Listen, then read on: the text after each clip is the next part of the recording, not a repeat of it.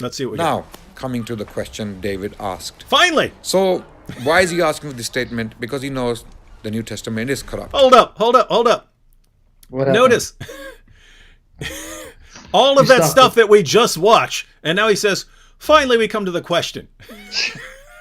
It was a simple question, right? Give us a verse. Give us the verse. You Muslims believe that there are verses in the Quran that say that our scripture has been corrupted.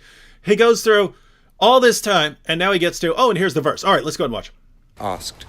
So, why is he asking for this statement? Because he knows the New Testament is corrupt. And the Quran does teach that the New Testament is corrupt. I'll give you one short example very quickly. I don't want to go on for too long. The Quran in chapter 4, verse 157 categorically states that Jesus was definitely not killed. He was not crucified. He was not killed. Gospels state that he was crucified and he was killed. In other words, the Quran is indirectly saying that the Gospels are corrupt. This statement is not unequivocal. It is not saying the New Testament is corrupt, but the outcome is... Whoa. Did you catch that? He's given one verse so far, and this is all he's given, ever, to show that the Quran is affirming the corruption of our text. But look at what he said. He just said, and by the way, this is not unequivocal. Watch this. This statement is not unequivocal. It What? is not...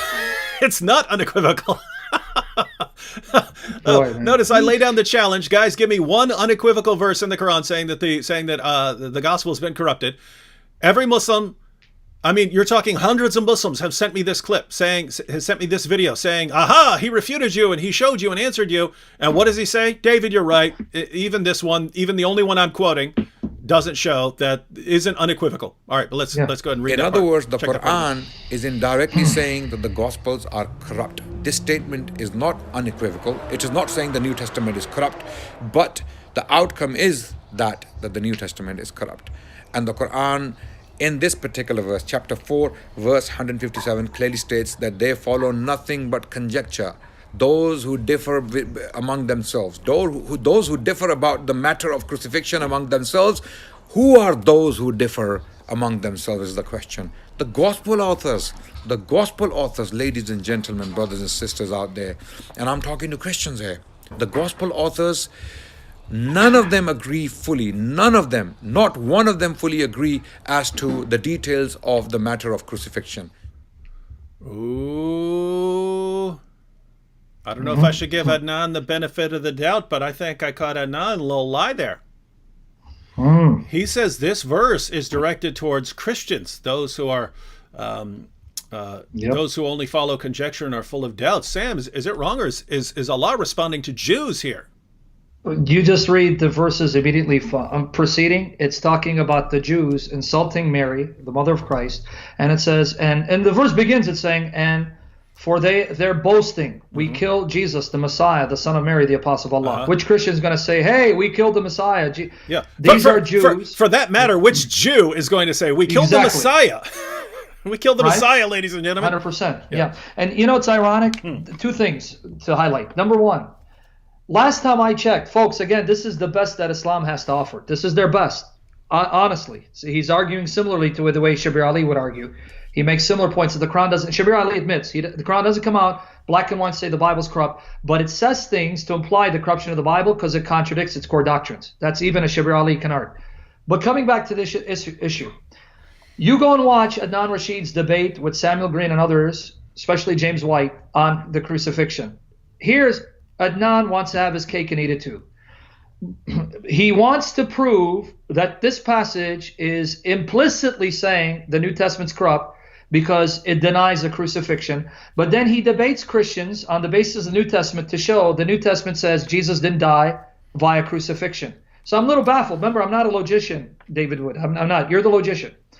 How can you say that the Quran is implicitly testifying to the New Testament being corrupted, and then debate Christians on the basis of the New Testament to show that the New Testament denies that Jesus died by crucifixion, but he was rescued per Psalm 91? I'm confused. Can you help me understand that? I'm confused in all kinds of ways because notice, I mean, look, what he's saying here, in effect, is the Quran contradicts the Bible, therefore the Quran must be saying that the Bible's been corrupted. When our entire point is the author of the Quran has no clue what he's talking about. He doesn't know what's in the Bible. He affirms the Bible. He tells us to judge by the Bible. He tells us that we have no ground to stand upon if we do not stand upon the Bible. That's what he tells us over and over again. He says no one can change his words. Adnan doesn't refute any of that, not one word of it. We ask him for, can you show us one verse that talks about the corruption of our text in your book that's filled with nothing but affirmation of our text? And he says, well, it must be, the Quran must be saying it's corrupt because this contradicts our book. Great, you've just given us the other arm of the Islamic dilemma, right? We need 2 points to affirm the Islamic dilemma. 1, the Quran affirms the inspiration, preservation, authority of the gospel. And 2, the Quran contradicts the gospel, right? We say, hey, look, the Quran, we tell Muslims, hey, your Quran affirms our book. And then they change the subject to, but the Quran contradicts the Bible. We know that. We know that. We are defending that. So you're simply agreeing with us. Over and over and over again, we make these claims. They don't refute the claims, and then they agree with other things we're saying that destroy their religion. This is amazing stuff, man. Yeah, and the second point I want to add, guys, understand what he said. We follow nothing but conjecture regarding Jesus' crucifixion. Now, this now ends up proving the Quran is corrupted and that the Quran has been dismembered, as chapter 15, verses 90-91 states. Christians, follow the logic. We follow nothing but conjecture when it comes to Jesus being killed by crucifixion. But last time I checked, there is no unanimity in the Muslim sources regarding what chapter 4, verse 157 means precisely. Now, let me qualify what I'm saying there. You will find that the earliest tradition, one that is attributed to Ibn Abbas, that it was one of Jesus's disciples that was made to look like Jesus, and he died on the cross. But then others disagreed, saying, no, it was probably Tatawis, or it was probably Judas. And then now you have Muslims like Shabir Ali saying, no, the Quran doesn't say that someone was made to look like Jesus and they killed that lookalike in the place of Jesus. In reality, what it's saying is Jesus wasn't killed by the cross, though he was on the cross and he swooned, the apparent death theory, that he swooned on the cross. So they thought he died. That's how Allah made it appear to them.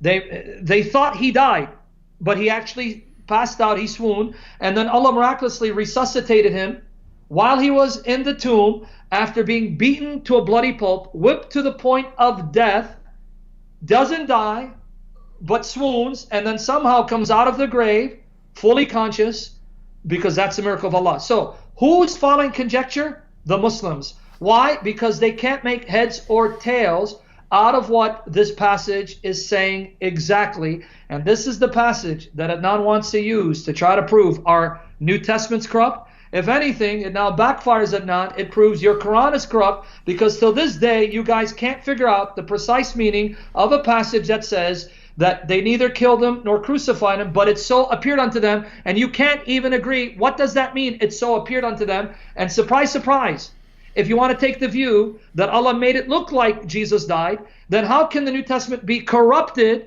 when they're simply going along with the scheme of your God and saying Jesus did die because Allah made it appear to them as he did die? So why would you blame them for writing that down as part of the gospel that Allah sent down when Allah made it appear to them that he died and convinced them of that? Help me out, David. Yeah, just imagine this, right? Allah, according to the Quran, makes this great big illusion. He makes everyone think that they're seeing Jesus crucified on the cross.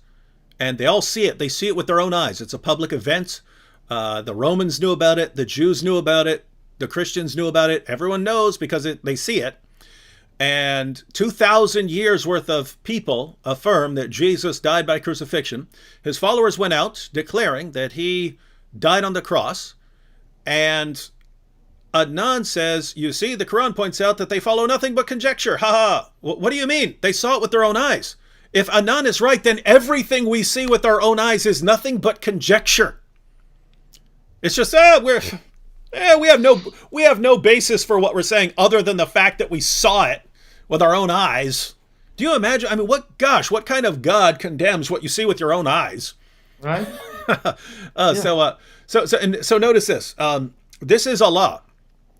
So notice, ladies and gentlemen, first be aware of this, especially you Muslims. Because when we say, where does the Quran affirm that the gospel has been corrupted.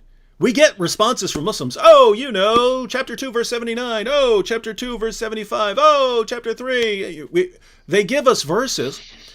Why did Mufassal Islam, the Muslim apologist and YouTuber, not use those? Why did he not just quote those? This is Adnan Rashid in an 18 or 20-minute video or whatever it is. He's not using any of those verses that you guys think are about the corruption of the gospel, of the Christian scriptures. Why are these guys not using them?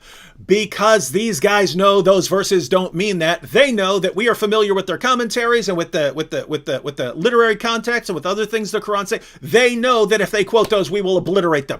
That's why they're not using them. That is why they're not using them. Guys, that should make you think. You Muslims who are watching, that should make you stop and think. Wait a minute. All these verses that I think are about the corruption of the gospel, my apologists won't dare quoting those against Sam Shamoun. They won't dare. Maybe there's a reason, and maybe the reason is because there's no way they could defend it against Sam Shamoun. And they don't want to bring it up and give Sam Shamoun the opportunity to massacre the argument. They don't want to do that. Because they'd rather have you Muslims in the chat go around thinking that Surah 2 verse 79 refutes everything else the Quran says about the perfect preservation of our scriptures. They want you to think that, so they don't want to bring it up because they don't want us responding to it, right? And so, where does Adnan go? He goes to Surah 4, verse 157, knowing that even Muslims can't agree on what happened, knowing that Muslims have had all kinds of positions, and even in the earliest commentaries, they contradict each other all over the place on what this verse means. And then he says, you see, dumb Christians, they have nothing but conjecture to follow. Allah, who's responding to Jews who boast. But by the way, you Jews who are watching, you never say this. You never said, aha, yes, we killed Christ, the Messiah, we killed him. Right? Yep. You've never said that, but that's what Allah is accusing you of doing. But Allah responds to your imaginary boasts that you killed the Messiah by saying, you're wrong, you didn't kill him, you didn't crucify him, and you're following nothing but conjecture. Adnan takes that verse, which he knows is directed towards these supposed Jews who are boasting, and he says, what's Allah talking about here? He's talking about Christians and their scriptures. He's saying that their scriptures are contradictory, and he's condemning their scriptures even though this has nothing to do with it. This is the best, Sam. This is the best. I put out my challenge on Tuesday. He had all the time in the world to formulate his perfect response. He spends 12 minutes of his video going over nothing that has anything to do with anything, just pretending that belief in the books is not one of the articles of faith, without which you cannot be a Muslim, pretending that it's just inconsequential and irrelevant. And then when he finally gets to actually answering the question, he admits that I'm right. That's right. This is not unequivocal. And then he pretends that this verse is a response to Christians that is saying that our scriptures have been corrupted. So, ladies and gentlemen, on the one hand, we have Allah clearly, indisputably claiming that Christians have the inspired, preserved, authoritative word of God, but we're supposed to throw out all of those clear verses and go with a passage where Allah is responding to Jews and he says, haha, you think you crucified him? Well, you didn't. And we're supposed to take that as Allah giving secret coded language that is telling us that our scriptures have been corrupted, which completely contradicts everything he said about our scriptures. And this is the best that Islam has to offer on this issue. But David, that was the surprise. Surprise, David. Surprise. Yeah, that was it. That was a surprise. See, that was a surprise, man. Can't you get it? They were trying to surprise you. Come on.